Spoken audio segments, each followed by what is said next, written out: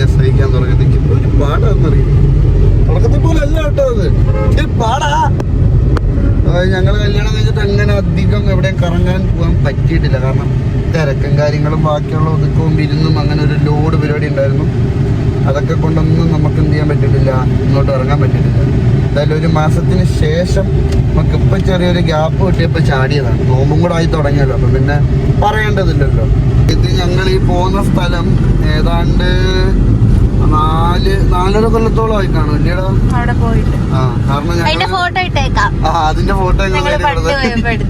അത് കോമഡി. അത് ഞങ്ങള് പ്രേമിക്കുന്ന ടൈമിന് ആ ടൈമിന് പോയതാ. പ്രേമിച്ച് തുടക്കം ആ ഒരു ടൈമിനാണ് ഞങ്ങളിവിടെ വന്നിട്ടുള്ളത്. പിന്നെ വീട്ടിൽ പിടിച്ച് അതിനുശേഷം ഞങ്ങൾ ഇവിടെ വന്നിട്ടില്ല. ബാക്കിയെല്ലാവർക്കും പോയിട്ടുണ്ടെന്ന് വേറൊരു സത്യം.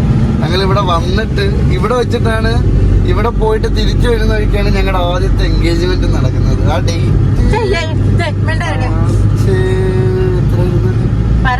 ആ മാർച്ച് അല്ലായിരുന്നോ?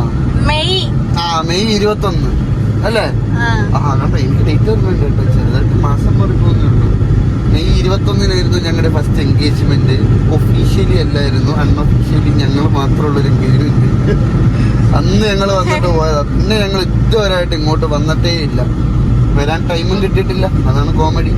അങ്ങനെ നീണ്ട 5 കൊല്ലങ്ങൾക്ക് ശേഷം ഞങ്ങളുടെ കല്യാണം കഴിഞ്ഞൊരു മാസം ആയപ്പോൾ ഞങ്ങൾ തിരിച്ച് അവിടെ തന്നെ പോവുകയാണ്. അന്നൊരു അൺഒഫീഷ്യലി എൻഗേജ്മെന്റ് ആയിരുന്നു.